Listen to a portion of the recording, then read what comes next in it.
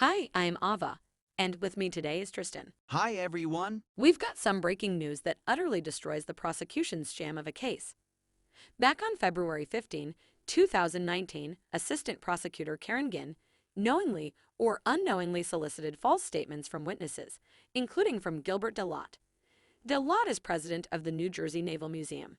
During his testimony under oath, Gynn asked De Laat, "Okay, once again, prior to this incident, there was no reports by anybody inspecting this vessel that there was any flooding." De Laat responded, "That's correct. The vessel, as I said, was secured, completely secured and locked. And within the vessel are watertight compartments, which were also secured when the vessel was shut down."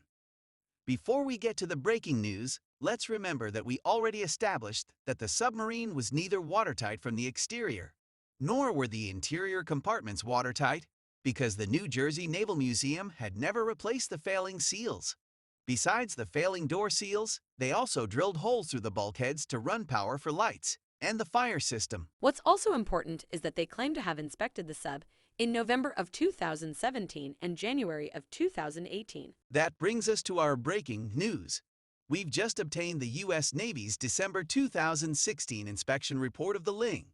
The Navy makes it very clear that the submarine was already flooded and had numerous holes and rot of the hull. It gets better. The report was addressed to Gilbert De Laat. By that, Tristan means it was addressed to Gilbert De Laat. Pretty sure that's what I said. So, why did De Laat perjure himself? We aren't accusing him of insurance fraud, but trying to file a claim when it was his neglect that caused the damage to the sub would require him to find a scapegoat for his neglect. Regardless, it's interesting that he perjured himself. It's more interesting that the prosecution is so thoroughly idiotic and incompetent that they didn't figure this out, even though they had plenty of evidence. Also interesting is that even though he clearly knew his neglect caused the flooding, he contacted his insurance to assess the damage and led everyone to believe that the explorers caused the damage.